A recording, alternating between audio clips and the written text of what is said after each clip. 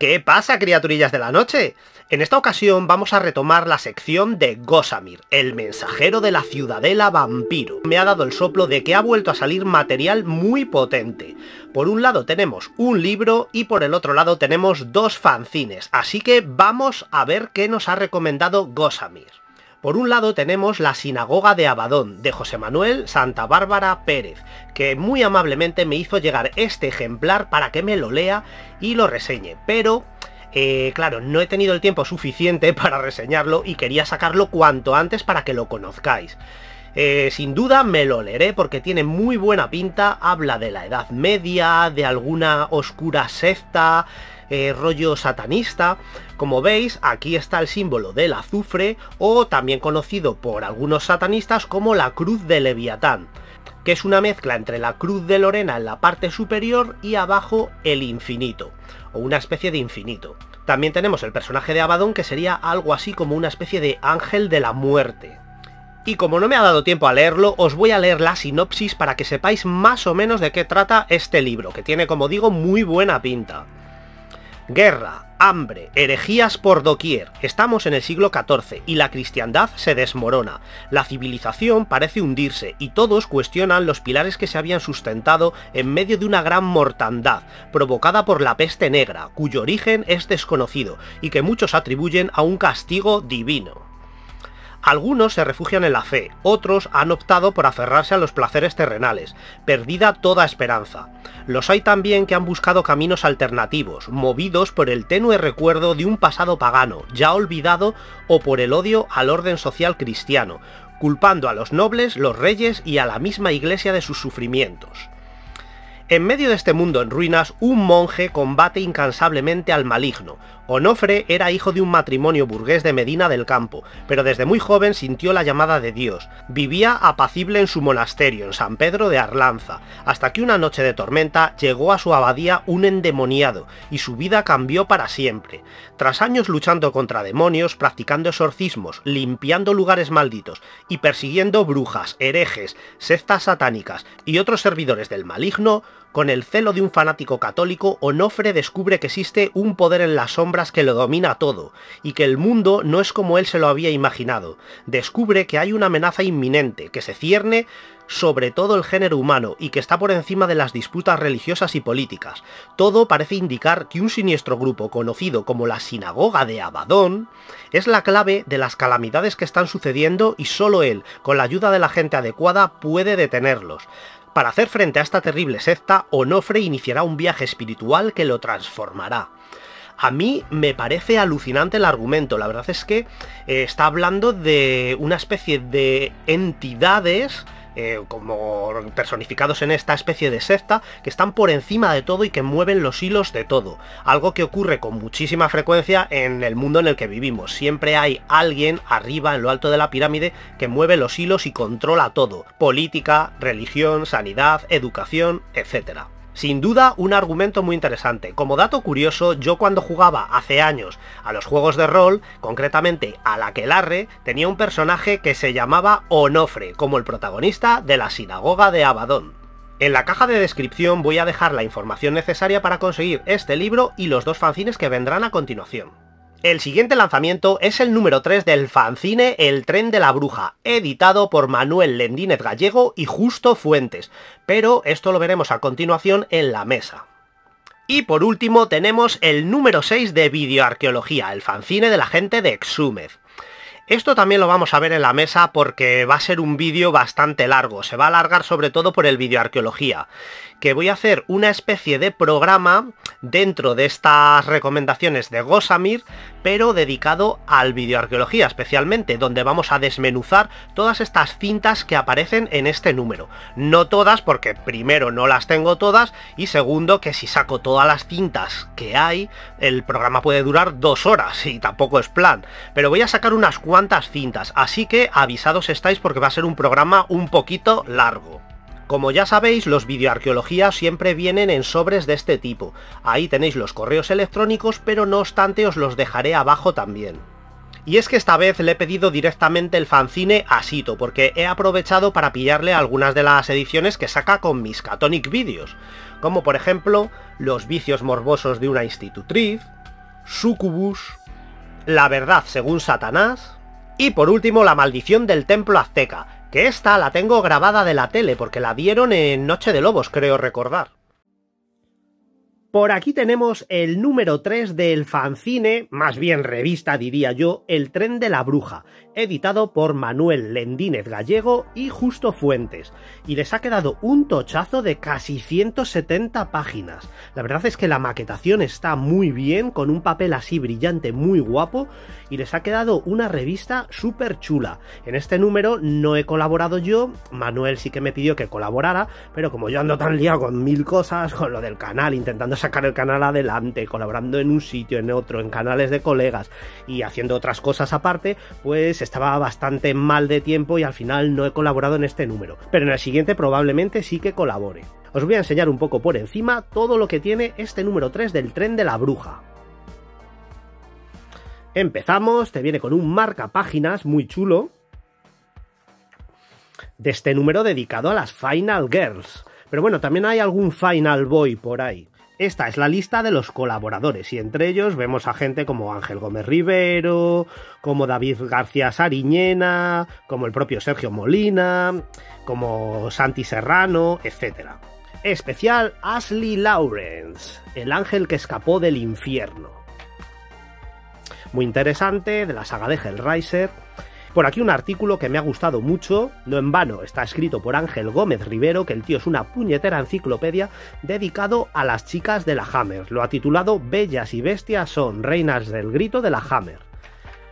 Y hace un repaso por todas las Scream Queens de la casa Hammer.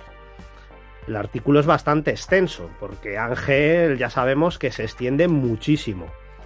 Pero es que no le falta ni una palabra, vamos. Aquí un especial de Caroline Munro, escrito por Sergio Molina. Qué maja la Caroline Munro. Vino aquí a Madrid, estuvo en el Nocturna y la tía es súper simpática. Además es que Sergio Molina trabajó con ella en El Aullido del Diablo, o sea que la conoce muy bien de trabajar con ella, aunque él era un niño en aquella época, pero bueno. Cerdita, un slasher atípico.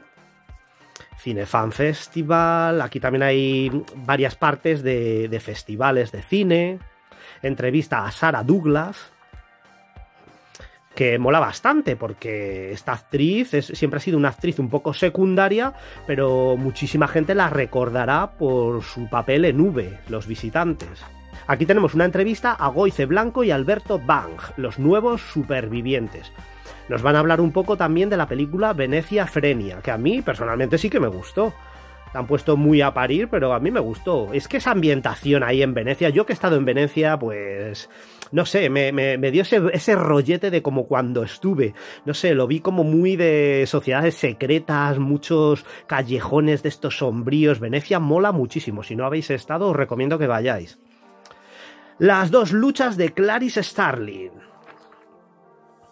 Dee Wallace, por supuesto, Dee Wallace no puede faltar. Ha salido en infinidad de títulos. Y esta es otra que tal baila, Dianik Zurakowska, que este artículo está escrito por Miguel Ángel Plana Fernández. Como veis, la maquetación es muy buena. Más festivales. Heather Langenkamp. Como no, de Pesadilla en Elm Street. Jamie Lee Curtis. No podía faltar. Una entrevista a Julian Maury. Kelly Reilly. Un artículo muy interesante con todas las chicas que aparecieron en las películas de King Kong. Hacen un repaso bastante exhaustivo. Está muy chulo. Y aquí tenemos una de mis partes favoritas de esta revista. Una entrevista a Loretta Tovar, que yo la conozco personalmente y la tía es súper enrollada. Te cuenta unas anécdotas del rodaje de sus películas y todas las historias que ha vivido que te ríes un montón, porque además es una tía súper divertida. Aquí pues le hace una entrevista a Ángel Gómez Rivero y cuenta algunas cosillas muy interesantes. Ni que decir tiene que esta actriz es una mítica dentro del fantaterror. Y a mí una de sus películas que más me gustan es precisamente Las garras de Lorelei. Me parece un flip esa película. A mí me ha contado alguna vez que no sé en qué rodaje fue, creo que podría ser en La llamada del vampiro o alguno de esos, que la tía tenía mucho sueño durante el rodaje y se quedó a dormir en el set, en el plató, y había un ataúd por allí y no se le ocurre otra cosa que ponerse a dormir dentro del ataúd. Y luego pasó por allí alguien de atrezo o de alguna historia y escuchaba como unos ruidillos que venían del ataúd y estaba acojonado. Y cuando abre la tapa se encuentra a la Loreto Tovar ahí durmiendo dentro del ataúd y por lo visto se pegó un susto que se quedó blanco. Pero yo creo que más se asustó Loreto Tovar al despertarse y ver al tío dando un grito. Algo así contaba, muy, muy graciosa. Es una tía súper enrollada. Si tenéis la ocasión de conocerla ya veréis que es muy maja. Y además aquí en la última pregunta dice algo así como que ella jamás ha cobrado por un autógrafo, que no entiende muy bien cómo la gente esta cobra. Yo sí que lo entiendo porque en festivales de Estados Unidos es muy típico eso de cobrar por autógrafos. De hecho, el famoso de turno se pone allí en una mesa y se pone a firmar, hay una cola de gente y hay que pagar, esto es así. Pero bueno, esta gente es súper humilde y no cobran nunca por autógrafos y a las pruebas me remito porque yo tengo un montón de cosas autografiadas tanto por ella como por Lone y ninguna de las dos cobran. Y aquí pasamos a Lone Fleming, otra grande dentro del fantaterror. ¿Quién no la conoce? Es muy famoso su papel en La noche del terror ciego, por ejemplo, entre otros muchos títulos. También estuvo en Una vela para el diablo, etc. Lone, al igual que Loreto, es un auténtico amor. Ahora, después de la muerte de su marido, de Eugenio Martín, pues por desgracia nos ha dejado aquí en Madrid, nos ha dejado un poco huerfanillos y se ha mudado y ahora vive en Alicante, creo que se ha ido a vivir. Y bueno, me da mucha pena porque claro, yo con Lone he coincidido mucho aquí en Madrid y coincidíamos bastante. Pero bueno, yo espero seguir coincidiendo con ella porque a pesar de que se ha ido fuera de Madrid, espero verla en festivales y yo qué sé, en algún evento. Pero bueno, aquí tenemos a Lone, que habla ella misma de todas sus experiencias en el mundillo del cine. Y también a mí me ha contado a veces que ella nunca ha accedido a desnudarse delante de la cámara, porque siempre ha sido bastante pudorosa y nunca ha accedido a eso. Y de hecho, aquí en esta entrevista, bueno, no, que no es una entrevista, son sus declaraciones, como una especie de memorias de ella misma. Dice que hay una escena en la que va a haber una violación y claro, se le ve todo, le quitan las bragas y se le vería cosas que no se deberían ver. Y entonces ella decidió hacer la escena poniéndose dos bragas, unas de color carne y otras blancas. Le quitan las blancas y quedan las de color carne, así que ella estuvo mucho más cómoda en esa escena y no se tuvo que quitar nada porque llevaba las bragas de color carne. Son anécdotas que mola saber y son parte también de aquellos rodajes primigenios de los años 70. Por aquí tenemos a otra grande, María José Cantudo. Una entrevista muy chula. Final Girls de los 90. Olga Osorio. Y aquí una entrevista que me llama especialmente la atención y me ha sorprendido muchísimo que se haya incluido en este número. Una entrevista a la actriz Riva Spear.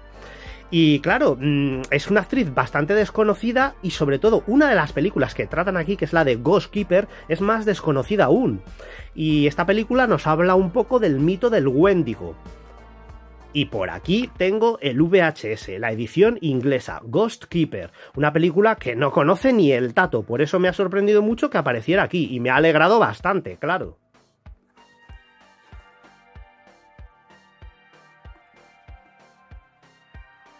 El artículo está interesante porque nos cuenta un poco pues toda esta película. Por aquí tenemos misiva emotiva a la teniente Ripley. Alien, algún dibujillo muy chulo. El Festival Sombra. Aquí tenemos a los dos editores. Tawny Kitaen. Lila Crane. Y aquí una lista de varias películas de Final Girls y Final Boys. Por ejemplo, tenemos al Final Boy de Pesadilla en Elm Street, a Jesse Walsh, Mark Payton. Incluso aparece Caroline, de Poltergeist. Y por aquí, para finalizar, hay relatos, historias cortas de diferentes autores, incluido uno de Ángel Gómez Rivero, cómo no.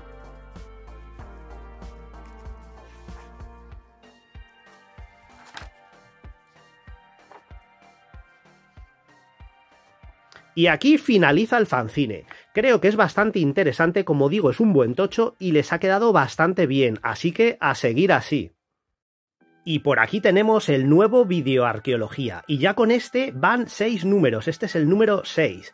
Por si hay algún despistado por ahí, que seguro que lo hay, tengo que decir que Videoarqueología es un fanzine o revista, porque ya la calidad del papel y todo es más bien tipo revista que fanzine, que está dedicado única y exclusivamente a las ediciones de vídeo, a todas las ediciones que salieron aquí en España de cintas de vídeo súper raras, súper oscuras, algunas ediciones apócrifas, distintas ediciones de la misma película con diferentes nombres, etc. Todo lo relacionado con el formato vídeo, en todos sus sistemas, VHS, Betamax y Sistema 2000.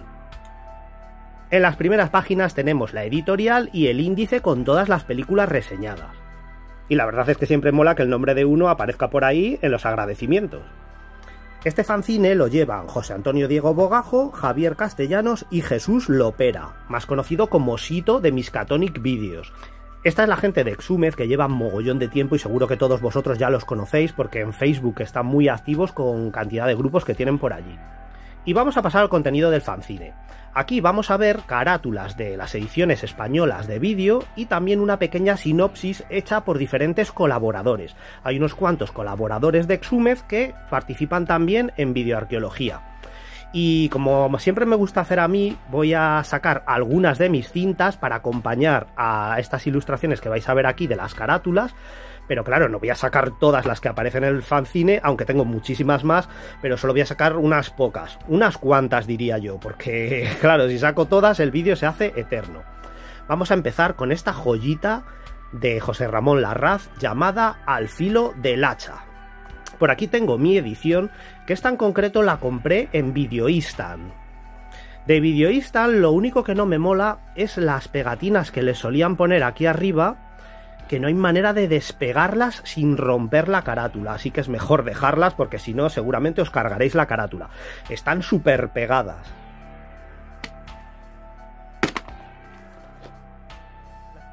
Ni que decir tiene que esto es un slasher, pero a la americana, intentando emular un poco los slashers de la época de allí de Estados Unidos. A mí personalmente, José Ramón Larraz es un director que me gusta muchísimo. Esta no es de sus mejores películas, pero a mí sí que me gusta bastante. Y claro, es que este hombre tiene títulos como por ejemplo Symptoms, Emma Puertas Oscuras, Deathly Manor, que es de las últimas que hizo, que a mí me gusta mucho y es bastante denostada esa película, no es una de las más queridas de Larraz, sin embargo a mí sí que me gusta mucho. Luego tiene también por ahí Los ritos sexuales del diablo, Estigma, un montón de cosas que la verdad merecen muchísimo la pena. Un director a reivindicar, como ya está ocurriendo, ya se le está reivindicando, y como siempre es más querido en Estados Unidos, por ejemplo, que aquí en España. Pero bueno, aquí también es bastante apreciado. Por aquí tenemos Alien 2, la de Ciro Hipólito. Estas de Alien italianas son un poco confusas, porque hay varias con el mismo nombre, como luego a continuación veremos con la de Contaminación. Pero bueno, esta es la de los astronautas que regresan a la Tierra con unos extraños parásitos extraterrestres y el caos empieza a surgir. Estas películas de José Frade a mí me gustan bastante porque, claro, son ediciones muy chulas. Y la verdad es que merece la pena tenerlas si eres coleccionista de cintas, por supuesto. Si no estás metido en todo este mundillo, te dará un poco igual José Frade. Pero bueno, asumo que todos los que estáis viendo este vídeo, en mayor o menor medida, seréis fanáticos del vídeo, como todos nosotros los que estamos aquí. Al final de la escalera es una de las películas que no necesitan ningún tipo de presentación, pero aquí veis todas las ediciones que salieron aquí en España, que se sepa. Aquí de momento hay 6, lo mismo hay alguna más. Yo tengo esta de aquí arriba y esta. Yo solo tengo 2 ediciones de esta película. Por aquí tenemos Asesinato Diabólico, una película que he hablado con otros colegas y no la conocían, es bastante desconocida y parece ser que solo tuvo distribución por algunos de los videoclubs de depende qué zonas. Aquí a Madrid sí que llegó bastante porque yo la veía por todos los videoclubs, la tenían en el que solía alquilar yo, el Videoclub World, en Videoclub Carrusel también la tenían, en otro que estaba un poquillo más alejado de mi barrio pero que también solía alquilar, por lo menos en 4 videoclubs yo siempre la veía y cuando he hablado con gente que dice que no la habían visto nunca en los 80, pues me he quedado a cuadros, porque yo es la típica película que solía ver siempre. Tampoco es que sea muy allá esta película, aparece un joven Kevin Bacon y trata de un niño al que posee una entidad maléfica y hay exorcismos de por medio. No tiene mayor misterio, pero sí que es bastante recomendable echarle por lo menos un vistazo. Blood Sisters de Roberta Findlay para mí es una película que, bueno, no es buena porque esta directora hay que saberla entender, hay que saber entender al matrimonio Findlay y de hecho haré un vídeo sobre ellos porque tienen títulos muy interesantes, pero no son buenas películas. A mí me gustan mucho porque soy muy friki, soy devorador de serie B, serie Z, pero a una persona un poco más normalita que le guste otro tipo de cine de terror, pues igual este tipo de películas no le gustan. Pero bueno, a mí me parece interesante. Trata sobre unas chicas que tienen que pasar una prueba de iniciación en un prostíbulo que está embrujado y a partir de ahí ya no os digo más y os podéis imaginar lo que ocurre. La portada a mí me parece brutal. Con Carnada tenemos un slasher menor, como siempre digo con este tipo de películas, al menos merecen un visionado. Esta en concreto es de Troma. Cena con el vampiro es un título que creo que ya he hablado de él en alguna ocasión. El director es Lamberto Bava y aquí tengo su firma, que me firmó varias cosas cuando vino aquí a Madrid, y a mí es una película que sí que me gusta. Yo sé que Lamberto Bava es un director que está muy a la sombra de su padre, de Mario Bava, pero a mí es un director que me encanta. Tiene títulos como por ejemplo Esta cena con el vampiro, luego en este mismo fanzine veremos algún título más, tiene también otros títulos como El ogro, Disturbios en el cementerio, etc. A mí sí que me gusta Lamberto Bava, es un director que hay que entenderle también, ha vivido siempre a la sombra de su padre, que sí, nadie discute que Mario Bava es un puto genio, es de hecho de mis directores favoritos de cine italiano. Pero claro, Lamberto Bava es otro rollo, no tiene nada que ver con su padre. El cine de Lamberto Bava es más desenfadado, más ochentero, evidentemente, y es otro estilo. ¿Es peor? Sí, es peor, porque es que Mario Bava dejó el listón muy alto. Pero aún así, el cine de Lamberto a mí es que me encanta, me parece súper gamberro, súper ochentero, y no entiendo el hate que hay contra este pobre hombre. Por ejemplo, con títulos como El ogro, la han puesto de vuelta y media, y a mí no me parece tan mal. Hay miles de películas muchísimo peores que están mejor posicionadas. O Disturbios en el cementerio, me parece divertidísima. Pero bueno, sobre gustos los colores. Cena con el vampiro sí que la veo un poquillo más floja, pero todo este tipo de películas siempre van a tener buenas atmósferas y por lo menos vas a pasar un rato divertido visionándolas.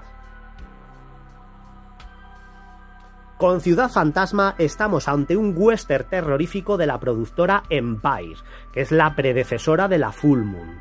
Aquí la sacó IB, pero ya al final de su trayectoria. Como veis, el logo es diferente, porque este es IB New Motions. Todas las películas de IB New Motions son más difíciles de conseguir que las del sello IB normal, porque a ser ya de las de la última tirada, siempre hicieron menos copias y hubo menos distribución. Pero aún así, la de Ciudad Fantasma, Ghost Town, todavía se suele encontrar. Y por aquí pasamos con la saga Aullidos, iniciada por la mítica Aullidos 1, dirigida por Joe Dante, y que a mí me parece una obra maestra del cine de licántropos. Esta película en concreto, junto con Un hombre lobo americano en Londres, son probablemente de las mejores películas de hombres lobo de los 80. Bueno, yo diría que hay 4 películas de hombres lobo en los 80 que a mí me vuelan la cabeza. Están Aullidos, Un hombre lobo americano en Londres, como ya he dicho, y luego tenemos por otro lado En compañía de lobos, que es una de mis favoritas sin ninguna duda, y también Miedo azul, la de Silver Ballet, que está basada en un relato de Stephen King. Y bueno, vamos a empezar con esta saga de Aullidos. Aquí tenemos la edición de Playfields, la de Embassy, pero yo tengo otra diferente a esta de Embassy, que sería esta otra. Esta de Embassy es la de caja grande, pero es que la de caja pequeña tiene un canto diferente, como podéis apreciar aquí. Es un canto ya como amarillento y son cajas pequeñas. Por aquí tenemos las pegatinas de Envasi y aquí tenemos otra edición más de Aullidos, pero os explico un poquito porque seguro que muchos de vosotros ya os estáis llevando las manos a la cabeza diciendo ¿de dónde narices ha salido esa edición que no la he visto en mi puñetera vida? A ver, tiene truco. Esta no es una edición legal, por así decirlo. Estas son las ediciones que sacaban una especie de sello, que también era editorial, editaba libros y todo esto, que se llamaba Cacitel. Aquí veis la marca Cacitel SL VHS uso no comercial.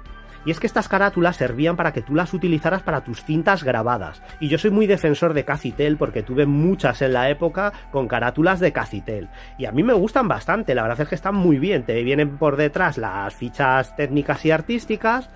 Por delante solía ser la imagen que salía en las guías publicitarias. Y luego por dentro te venía una pequeña sinopsis, consideraciones y además un pequeño catálogo de todo lo que iban sacando a lo largo de los años. Esta cinta en concreto no es una grabación de la tele, aquí sí que le puse su pegatina alargada de Cacitel, pero es una cinta obsequio, y eso es la rareza. A veces el sello IVS obsequiaba cintas de estas a modo promocional, venía la película tal cual, pero eran como promocionales. Y claro, ahí pone obsequio, y es lo que la dota de cierto interés y cierto valor. Yo le puse la carátula de Cacitel y me ha quedado una edición chulísima. Aullidos 1. Aquí tenemos Aullidos 2, Stirba, la mujer lobo, interpretada por Sybil Danning. Aquí también aparece Christopher Lee, en el que algunos dicen es su peor papel de la historia. Y es que Aullidos 2 es una de las películas más odiadas del cine de terror. Hay mogollón de detractores de esta película y yo personalmente me considero un defensor a ultranza de Aullidos 2. No entiendo por qué la gente la pone tan a saco cuando es una película súper ochentera, súper divertida. Vale, que sí, tiene sus defectos, pero tiene una atmósfera increíble. Cuando llegan ahí a la guarida de Stirba, todas las paredes llenas de calaveras, salen enanos a los que les explotan los ojos, una banda como de rock puncarra que bueno, que te está atormentando durante toda la película, pero que mola bastante. La atmósfera es inquietante, aunque está rodada en la República Checa, simula que está rodada en Transilvania. Y lo consigue, porque realmente todos estos países del este son bastante parecidos. Pero no sé, no entiendo por qué la gente la odia tanto cuando es tan divertida y sobre todo tan gamberra. El final es demencial absolutamente. Para que veáis que yo soy fan de Philip Mora, aquí me dedicó esta foto de Aullidos 2. El tío contaba la anécdota de que, como no tenían suficientes máscaras de licántropos, tuvieron que tirar de máscaras de gorilas para caracterizar a los personajes. Las tunearon un poquillo y les quedaron más o menos con un toque lupino decente. Pero en principio utilizó muchas máscaras de gorila y eso es un puntazo, porque el tío pues se las tenía que ingeniar para poder hacer sus historias y sacar adelante la película. Y claro, si la comparamos con Aullidos 1, pues es un título menor, pero para mí es muy divertida. A José y compañía se les ha olvidado incluir esta otra edición de Action Time, que es ya más modernita, es el lateral de la cara de Stirba, lo han puesto aquí en grande. Y bueno, pues es una edición más flojucha, evidentemente la carátula poderosa es esta. Esta es una más moderna, como siempre en esa época hacían carátulas de mierda realmente, porque es una mala carátula, pero bueno, es otra edición que salió.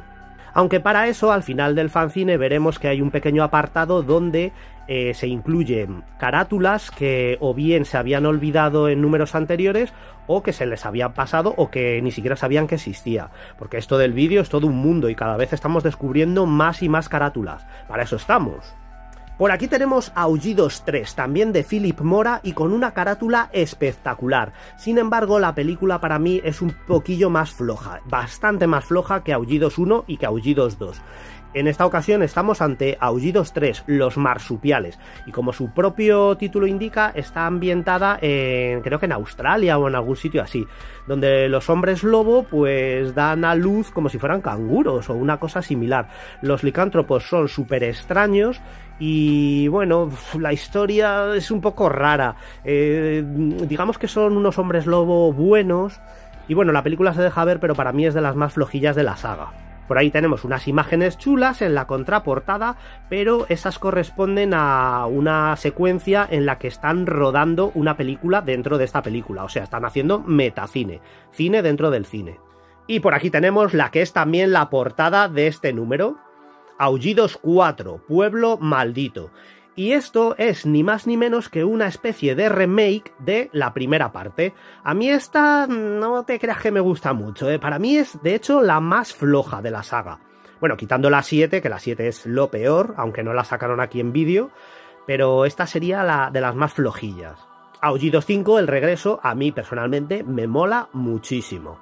Sé que también es muy odiada, le ocurre como a la segunda parte, Aullidos 2, pero a mí me parece súper interesante.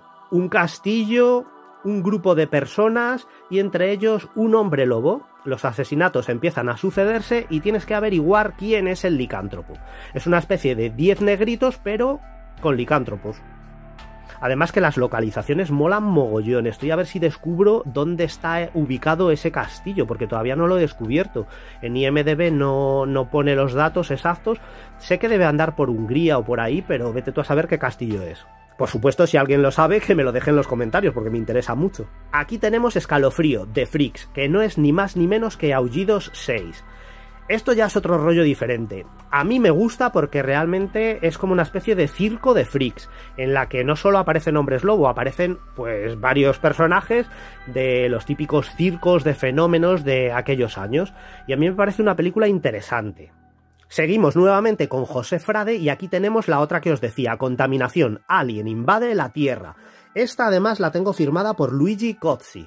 Recuerdo cuando alquilé esta película ya por los 80 que fue muy divertido porque según la alquilo la fui a ver a casa, la estuve viendo con mi madre y mi madre a eso de los 20 minutos de película dice: joder, esto es un rollo, no hay quien aguante estas películas. ¿Te gusta un cine tan raro que es que no hay quien lo aguante? Solo lo verás tú y 4 gatos más. Yo tenía 12 años en aquella época, pero bueno, la película sí que es verdad que cuando la ves con 12 años se te hace un poco lentorra porque lo que quieres es chicha todo el rato, ver cosas más, no sé, más vistosas que no solo unos huevos.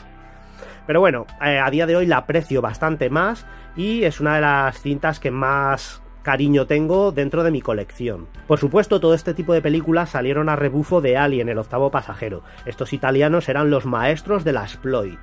Por aquí tenemos Cobras Humanas, que es una especie de guialo bastante interesante ambientado en África. Y por aquí Cuchillos para Damas, que también es una especie de guialo, aunque bueno, no se debería llamar guialo exactamente, puesto que no es italiana, pero es ese rollo. Lo que pasa es que está ambientada en el oeste. Mola mucho por la ambientación.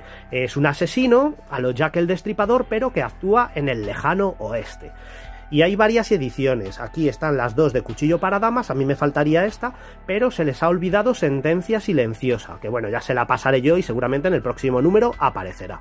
Por aquí tenemos Cromosoma 3, que sería una de mis favoritas de David Cronenberg, con reseña de Juliana Kelly, que es una auténtica fanática de esta película. El actor del terror, otro título bastante interesante dentro del sello IBE. Por aquí tenemos Dr. Jekyll y el Hombre Lobo, dirigida por Leon Klimovsky y con los grandiosos Paul Naschy y Jack Taylor.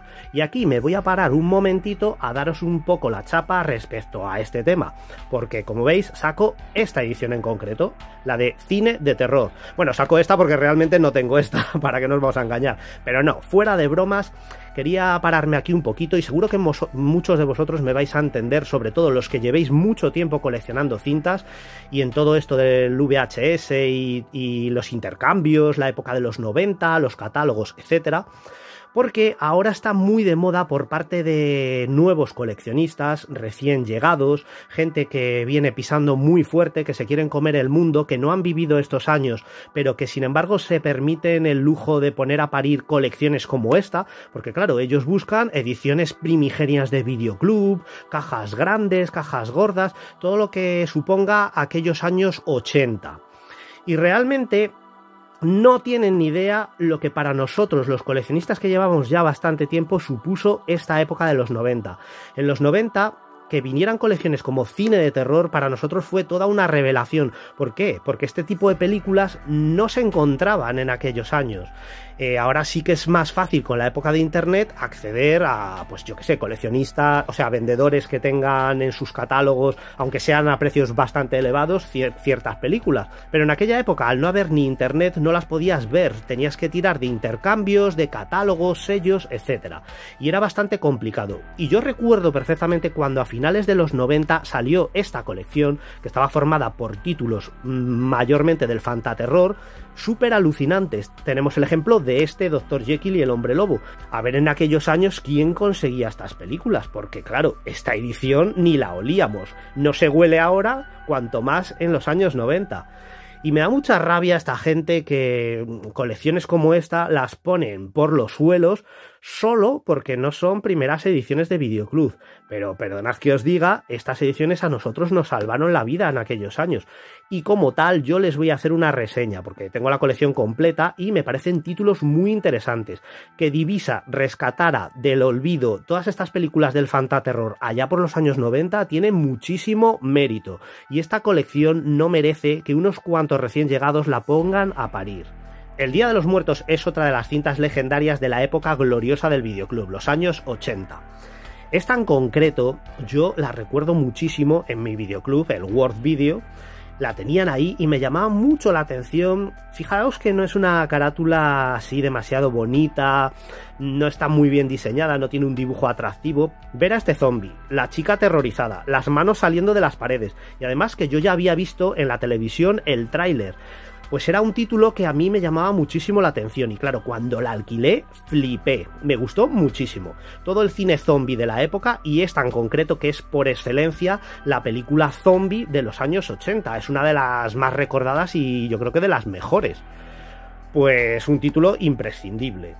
Con Eliminator estamos ante una cinta de bajísimo presupuesto, pero muy divertida, también con muchas partes gore, y la típica película que disfrutabas mogollón riéndote con los colegas porque todo lo que ocurre es bastante absurdo. Hay una escena en la que con una maza le dan a una vieja en la cara, pero de una manera súper cutre, está rodada directa a vídeo, todo muy amateur. Y sin embargo, el director incluso hizo un remake posterior que yo no he visto todavía a día de hoy. Sé que existe y tal, pero no lo he visto.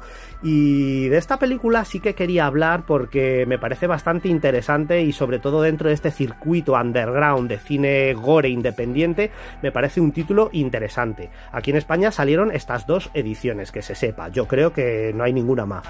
Ghost House, la casa fantasma, de Umberto Lenzi. Aquí estamos ante un título que a mí me recuerda muchísimo, es el tipo de películas que están a medio camino entre el cine de Lucio Fulci y de Lamberto Bava, es un poco ahí entre dos tierras. Cine italiano, pues con sus buenas dosis de gore, con sus casas encantadas, niñas fantasmales con payasos demoníacos y la carátula recuerda bastante a la de la casa de Mary, que también es conocida como Superstición, la bruja. Y por aquí tenemos Gira Sangrienta, la de Terror on Tour.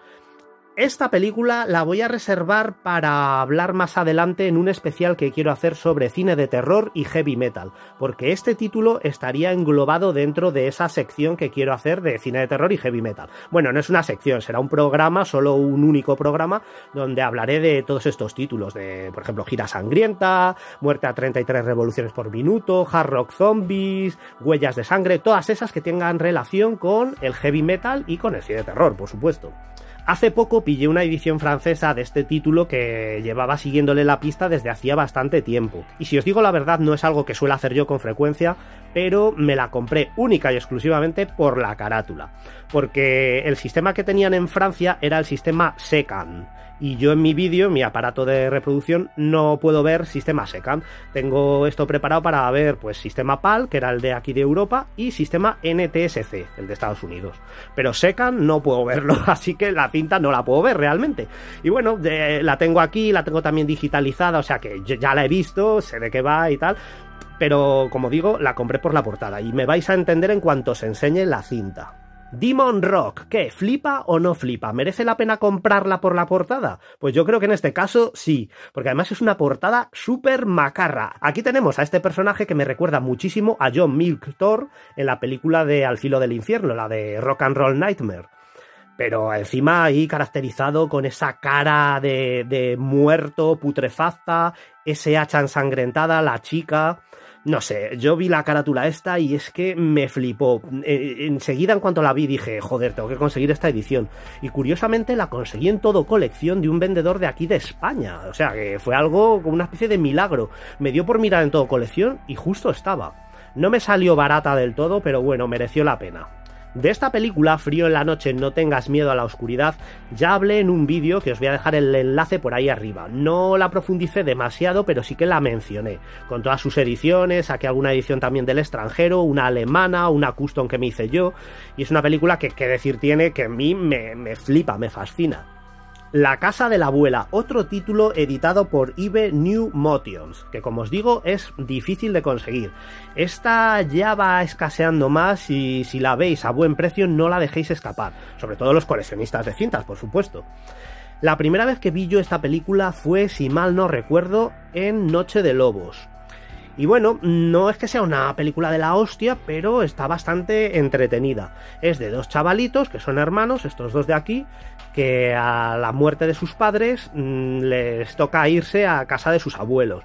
Pero ¿qué ocurre? Que sus abuelos ocultan algún que otro oscuro secreto, y hasta ahí puedo leer.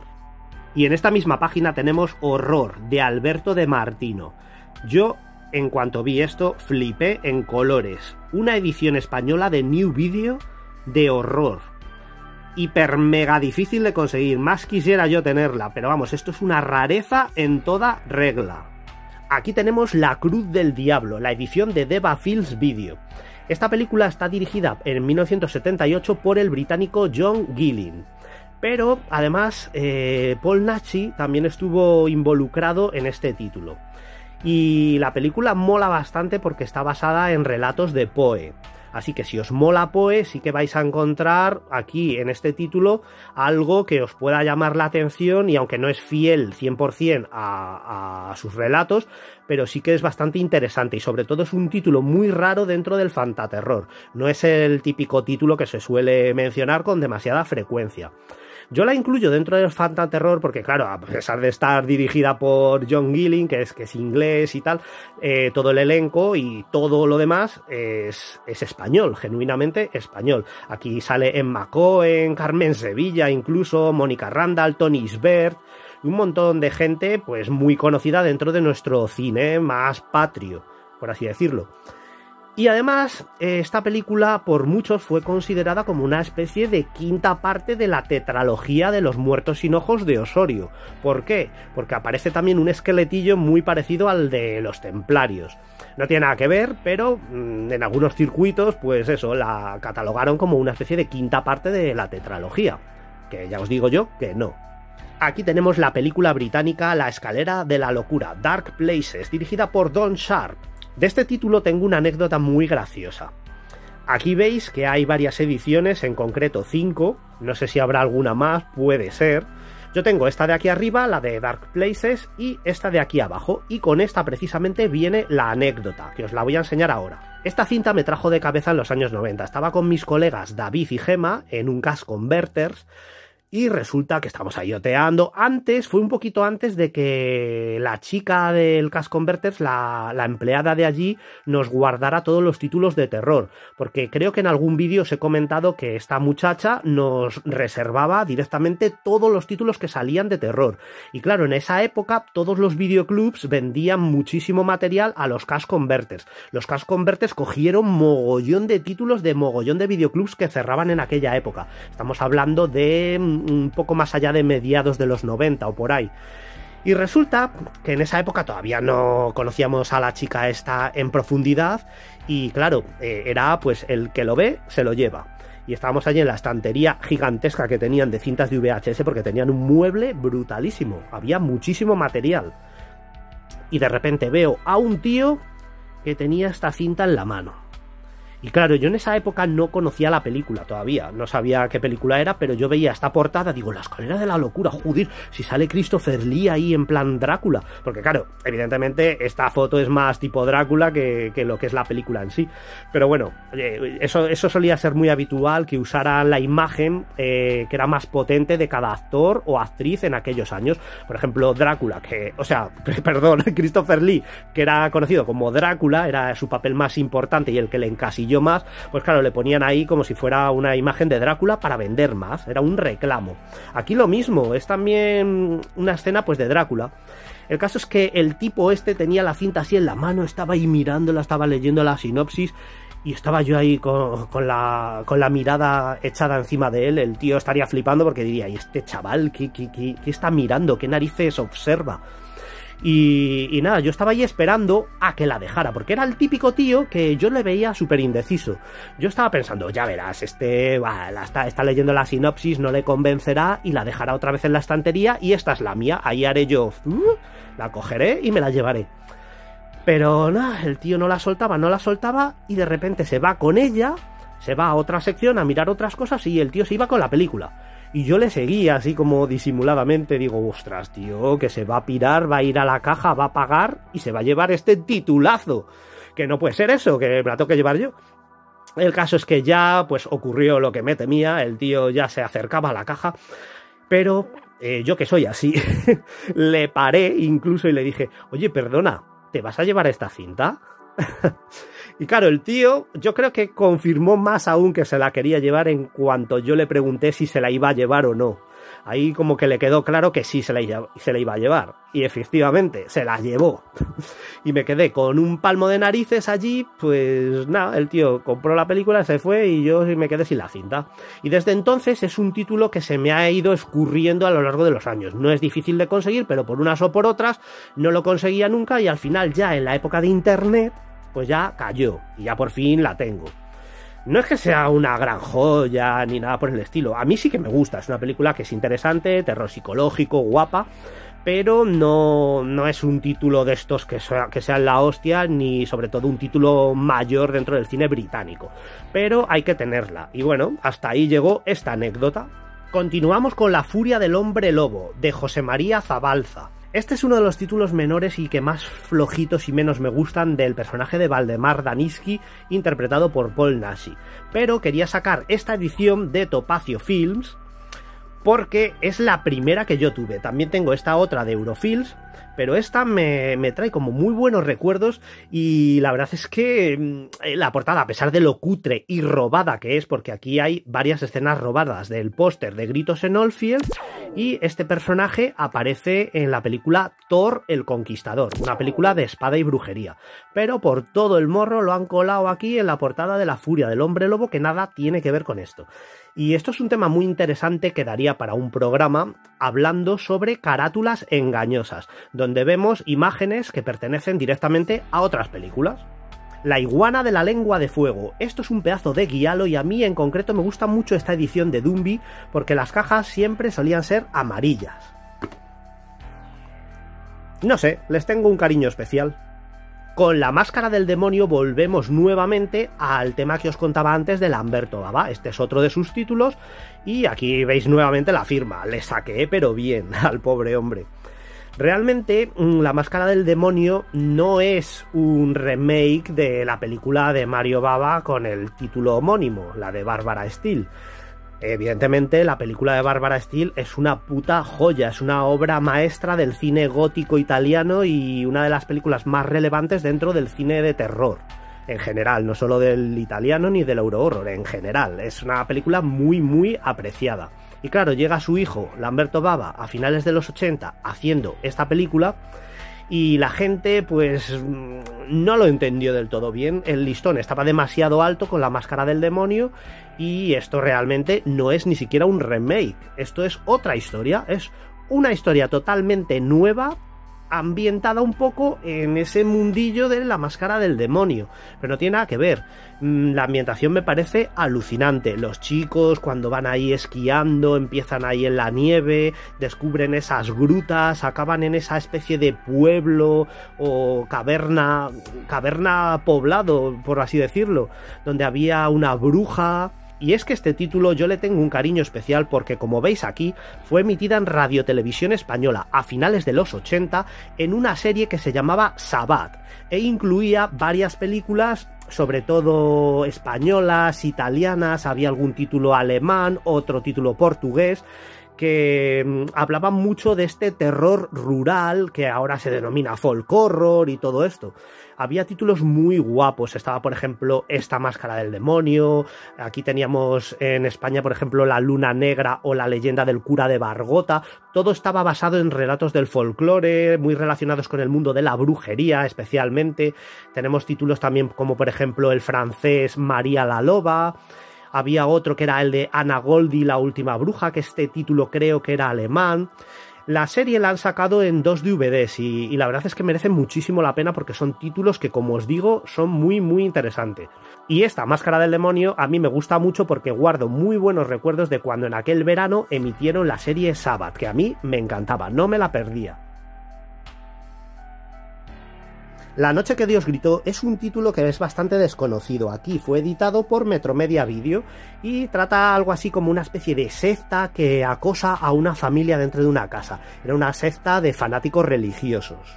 Ni que decir tiene que a lo largo del fanzine vais a ir viendo títulos muy interesantes como por ejemplo esta mexicana La mansión de la locura, que es como su propio título indica, una auténtica locura. A mí me recuerda mucho a Malpertuis o películas así, donde tenemos una serie de personajes a cada cual más trastornado y todo súper variopinto.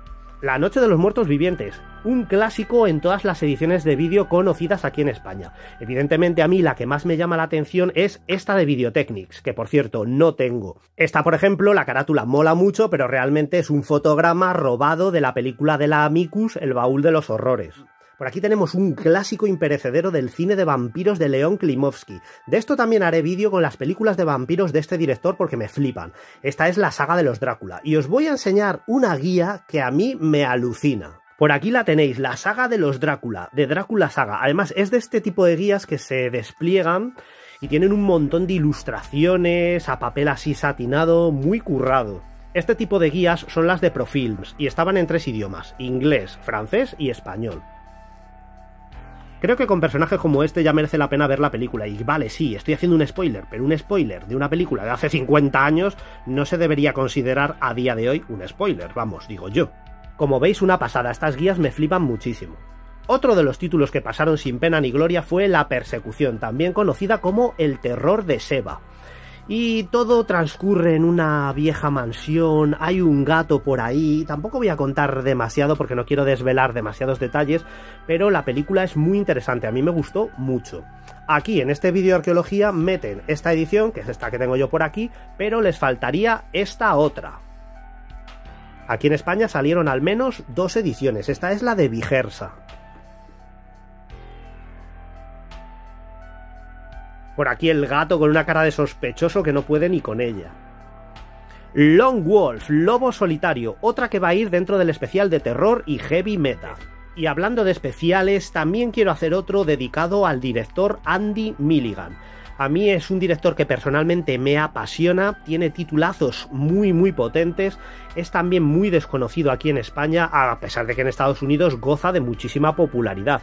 De hecho, hace poquísimo han sacado una caja de estas súper guapas, con mogollón de películas de este director, de Andy Milligan, editadas en Blu-ray, que es alucinante. Me he quedado con las ganas de comprarlo, pero es que este tipo de material es muy caro.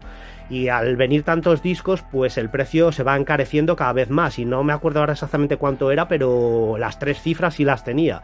Y claro, ahora en este momento no me puedo permitir el lujo de meterme en esos gastos. Sí que me gustaría conseguirlo porque, como os digo, es un director que me gusta mucho y sus películas aquí a España llegaron solo unas poquitas, no demasiadas. Pero bueno, este es uno de esos títulos que es Matanza y digamos que esta en concreto es de las más flojas porque tiene otras por ahí que flipáis. Y como digo, este director se merece un programa especial única y exclusivamente para él. Noche de tensión es uno de esos títulos que a mí sí que me gustan porque están ambientados en caserones así oscuros, sombríos y siempre con alguna muchacha aterrorizada que está siendo espiada por algún asesino psicópata o algo del estilo. Y este es uno de esos títulos, es muy televisivo pero merece un visionado. Noche de tensión.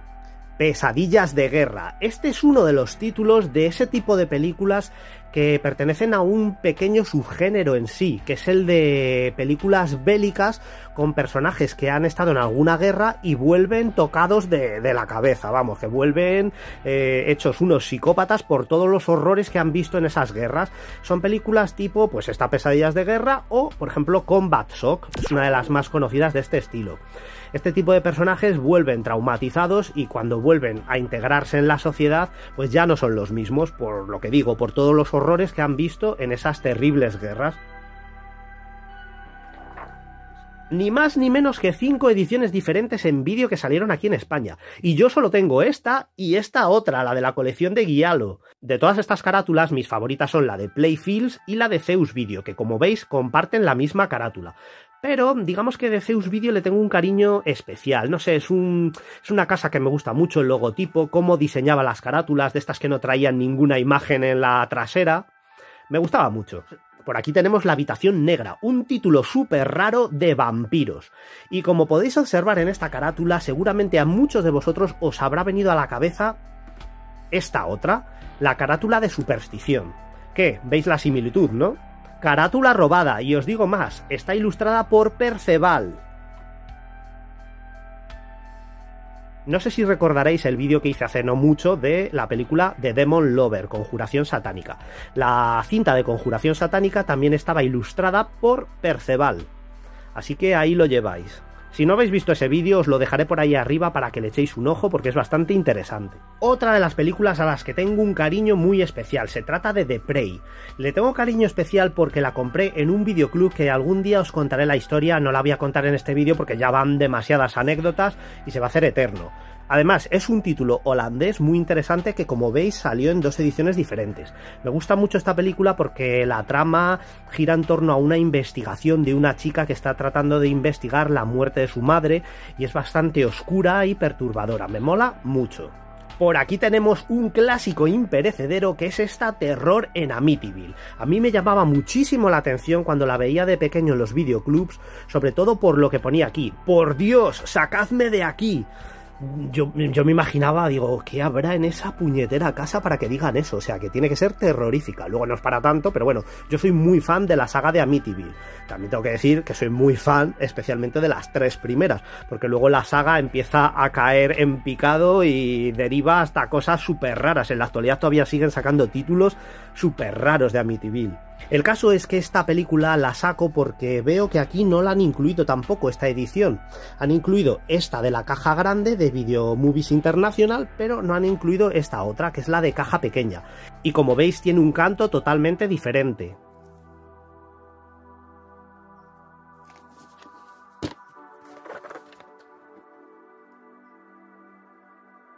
La Trampa, una joya de la Empire dirigida por David Smoeller.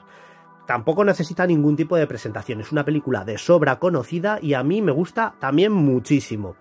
Realmente es un título muy turbio porque estamos ante una película que ya empieza con el tema de los muñecos, pero no son muñecos como tal, aquí son maniquís. La premisa gira en torno a un grupo de chavales que van por una carretera de estas secundarias de la América profunda y acaban en una atracción extraña donde hay un tío por ahí muy raro que encima tiene poderes telequinésicos y es capaz de reanimar a los maniquís, que empiezan a hacer de las suyas.